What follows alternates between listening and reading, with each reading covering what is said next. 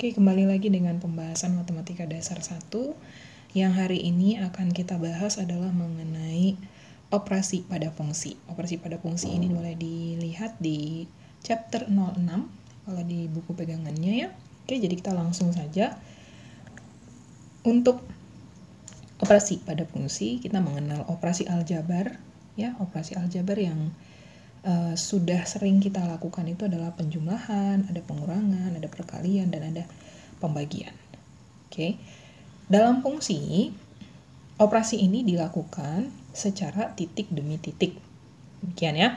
Nah, apabila F terdefinisi pada domain F, yang satu ini adalah notasi untuk domain F, ya, kita namai dengan domain F, dan G terdefinisi pada domain G, DG kita bikin notasinya, maka yang terjadi adalah F tambah GX ini sama dengan Fx tambah GX. Oke, F tambah GX ini sama dengan Fx tambah GX. Bagaimana dengan domainnya? Nah, domain dari operasi penjumlahan antara F dan G ini adalah irisan dari domain F dengan domain G. Oke. Jadi domain dari penjumlahan antara F dengan G itu merupakan irisan dari domain F dengan domain G. Begitu juga dengan operasi pengurangan. Jadi kalau F kurang G, ya, atau ini sama dengan Fx kurang Gx, domainnya, daerah asalnya itu adalah daerah asal F beririsan dengan daerah asal G. Demikian juga dengan operasi perkalian. Jadi kalau misalnya ada F kali G, ya, Fgx ini sama dengan Fx kali Gx, domainnya atau daerah asalnya merupakan domain F iris domain G. Jadi perhatikan bahwa untuk tiga operasi ini ya berlaku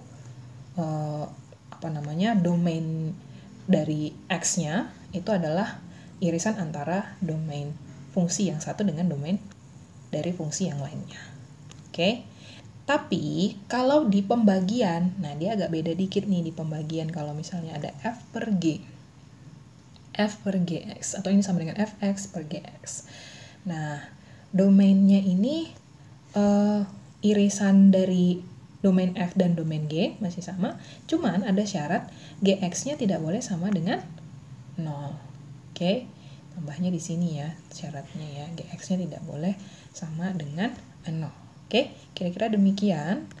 Nah, sekarang kalau misalnya ini ada contoh nih, Fx sama dengan X pangkat 2. X-nya itu adalah bilangan real, terus udah gitu Gx-nya didefinisikan sebagai akar X, dengan X lebih dari sama dengan 0, ya.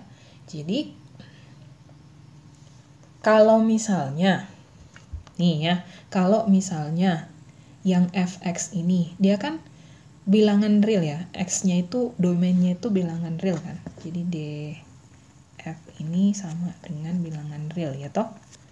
Sementara yang satu ini si dg ini ya, karena dia di bawah akar X, maka dia punya domain ini haruslah dimulai dari 0. Oke, 0 dan seterusnya nggak apa-apa. Tapi harus dimulai dari 0. Nah, daerah irisan antara si F dengan G, ini tadi apa? Yang satu real, yang satu lagi 0 sampai tak hingga. Irisannya ya berarti kan hanya boleh berlaku 0 sampai dengan tak hingga toh. Gitu dia, 0 sampai dengan tak hingga. Nah, jadi untuk masing-masing operasi aljabarnya pada saat dia dijumlahkan, daerah asalnya adalah ini X lebih dari sama dengan 0, sama ya, ini juga ya kan. Terus untuk pengurangan dia juga gitu, X lebih dari sama dengan 0, dan untuk perkalian juga hal yang sama berlaku, si daerah asalnya itu adalah X lebih dari sama dengan 0. Nah, di sini agak menarik nih di F per G. Di F per G tadi ada syarat bahwa G-nya nggak boleh sama dengan 0. Nah, berarti 0 ini harus kita keluarkan dari daerah asal yang tadi kita udah punya, ya toh. Jadi kalau ini diambil 0-nya berarti kan domainnya ini ya, atau gini lah ya, D dari si F per G ini, G ini sama dengan 0 tak hingga. Kan nolnya nggak ikutan lagi gitu. Jadi X lebih dari 0 juga boleh, notasinya sama aja itu ya. Di sini perhatikan bahwa daerah asal F per G tidak mencakup X sama dengan 0 sekalipun X akar X terdefinisi di X sama dengan 0. Oke, kita tahu bahwa X akar X itu terdefinisi di X sama dengan 0. Padahal tadi di sini kan dia di hasil akhir dari operasi ini kita tahu dia dapatnya ini toh, X akar X kan. Nah, tapi tetap aja nggak boleh daerah asalnya ini mencakup si X sama dengan 0. Meskipun X akar X terdefinisi di X sama dengan 0. Kita tetap harus patuh sama syarat yang sudah diberikan. Gitu lah ya. Oke, next. Ada juga operasi perpangkatan dan operasi akar. Oke, kalau diberikan N sama dengan 1, 2, 3, dan seterusnya, F pangkat NX ini sama dengan Fx pangkat N. Ya. X ini adalah elemen dari si daerah asal dari F. Oke. Terus udah gitu kalau ada notasi F pangkat negatif NX ini sama dengan 1 per F pangkat NX. Dalam hal ini X juga merupakan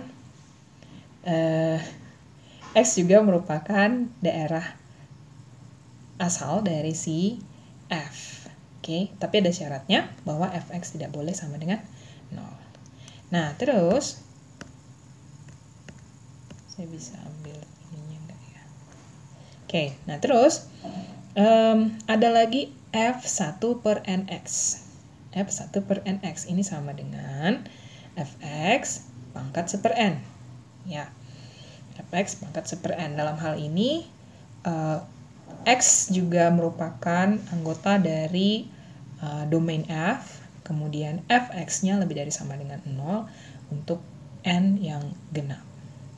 Oke. Nah, ada catatan di sini nih, gini. Ada penulisan F pangkat negatif 1x sama dengan 1 per Fx. Namun, F pangkat negatif 1x ini akan dipakai untuk keperluan yang lain. Jadi, untuk F pangkat minus 1, kita cukup menuliskannya sebagai 1 per F saja. Gitu. Jadi, kita menghindari penulisan F pangkat minus 1 untuk konteks 1 per Fx. Jadi, kalau misalnya kita berbicara 1 per Fx, ya sudah kita tulis saja sebagai 1 per Fx. Gitu. Jadi, kita menghindari si ini ya, F pangkat minus 1. Nah, catatan yang kedua bahwa F pangkat setengah X ini sama dengan akar dari Fx. Dan ini terdefinisi apabila Fx lebih dari sama dengan 0. Oke. Ini tadi sebenarnya ini juga yang menjadi dasar dari yang ini. Kalau misalnya akar pangkat, bukan akar pangkat, Neng. Pangkat 1 per gitu ya, 1 per N, pangkat 1 per N. Itu kan sebagai akar N gitu, akar N dari. Nah, jadi kalau misalnya yang akarnya ini genap, si N-nya ini genap, Fx ini harus sesuatu yang lebih dari sama dengan 0. Tidak boleh negatif. Kalau negatif nanti kita itu loh, balik ke sini nih, si imajiner loh, akar negatif 1, ingat kan? Nanti jadi ke sini. Nah, ini kan kemarin kita udah bilang, ini nggak ada urusannya sama kita. Jadi, diusahakan adalah kalau misalnya si N-nya ini genap, Fx ini lebih dari sama dengan 0. Beda kalau misalnya Fx ini negatif, tidak masalah untuk N yang ganjil. Gitu. Fx ini negatif, nggak masalah pada saat N-nya ganjil. Ya. Oke, next kita punya menggambar grafik fungsi F tambah G. Kalau ada fungsi F, merah ini, terus ada fungsi G, seperti demikian. Bagaimana cara menggambarkan grafik F tambah G? titik demi titik. Oke, secara konsep kita bisa gambarkan ya si F tambah G. Caranya itu adalah kayak gini ya, misalnya gini. Saya punya fx yang digambar warna biru. Terus udah gitu ada gx yang digambar dengan warna merah. Ada fx, ada gx. Kemudian saya mau menggambarkan fx tambah gx. Nah, perhatikan dulu yang biru sama yang merah ya. Yang biru sama yang merah. Baik. Di x sama dengan 1. Di x sama dengan 1. Oke. Kurva yang merah ini punya nilai Y di sekitar sini. Kira-kira berapa satuan ini? Ini udah satu. Mungkin sekitar 1/4 satuan lah ya. Oke, katakanlah Y-nya itu di 1/4 satuan. Y sama dengan minus 1/4. Sudah? Terus udah gitu, yang warna hijau. Yang warna hijau ini kira-kira dia ada di satuan, kalau ini 1 koma kali ya. 1, berapa ya nih? Bilanglah 1,6. 1,5 lewat dikit ya. 1,6. Ini tadi min 0,25. Ini 1,6. Ini sama dengan 1, kok jadi di hijau sih? Saya harusnya nandainya di biru. Maaf. Ini enggak pas nih. Saya harusnya nandanya di biru. Biru saya tadi di sebelah sini. Oke. Kira-kira di sini. Nah, ini dia berpasangan dengan Y sama dengan kira-kira ya. Ini kalau misalnya 1,7 kali ya. Oke, 1,7 lah kita bilang. Sudah? Nah, ini yang Y yang baru ini, tapi tetap merupakan di X sama dengan minus 1, itu adalah penjumlahan antara Y yang warna merah, Y yang diberikan oleh F, ditambah dengan Y yang diberikan oleh G. Jadi 1,7 tambah negatif 0,25, atau dengan kata lain 1,7 dikurang 0,25. Kira-kira 1,45 gitu. Ya, 1,45 ya ini. Nah, ini kira-kira sama dengan gitu ya, Y-nya itu ada di sini di nilai 1,45. Nggak rapi nih gambarnya. Oke, anggaplah dia di situ ya. Di Y sama dengan 1,45. Jadi maksudnya gini, Y yang baru itu, ya, Y yang baru, YB itulah ya, ini sama dengan Y dari F ditambah Y dari G. Y, kok saya nulisnya? Y dari si G. Oke, gitu semua titik-titiknya pasangannya seperti demikian. Jadi di X sama dengan 1 juga gitu. Kita lihat Y untuk F berapa, Y untuk G berapa, jumlahkan. Itulah yang menjadi nilai Y yang baru, atau nilai Y yang sebagai penjumlahan antara F dengan G itu tadi. Gitu ya. Oke, nah sekarang kita lanjut lagi sama fungsi komposisi. Oke, nggak kelihatan kalau dia di situ. Oke, fungsi komposisi. Kalau fungsi komposisi ini, misalnya kita punya X. X dipetakan ke Y sama dengan Fx. Kemudian, Y dipetakan ke Z sama dengan GY. Oke, so saya punya X. X dipetakan kepada Y. Oke, atau Y sama dengan Fx gitu lah ya. Fx. Hilang tulisannya. Sudah. Nah, Y ini dipetakan lagi. Dipetakan lagi ke himpunan yang baru yang disebut dengan GY. Oke, Z ya. Dipetakan kepada Z sama dengan GY. Oke. Nah, maka akan diperoleh Z sama dengan GFX. Z sama dengan GFX. Oke. Z sama dengan GFX ini. Nah, komposisi F dan G yang dilambangkan dengan G, terus udah gitu lingkaran F gitu kan ya. Ini merupakan fungsi yang memetakan X ke Z sama dengan G Fx. Oke. Alurnya memang X ke Y ke Z atau X ke Fx ke GY, tetapi yang disebut dengan komposisi itu penulisannya itu kayak gini. G komposisi F, oke, yang merupakan fungsi yang memetakan X ke Z yang sama dengan G Fx. Oke. Nah, kalau gitu G komposisi Fx, penulisan lainnya juga boleh dalam bentuk G Fx. Oke, ini sama ya. Next. Daerah asal fungsi komposisi sekarang. Kebetulan kalau daerah asal fungsi komposisi ini kita harus memperhatikan beberapa hal. Yang pertama adalah apa saja yang merupakan daerah asal dari si F-nya, ya. Kemudian bagaimana supaya si Fx tadi itu merupakan anggota dari himpunan daerah asal fungsi G. Oke.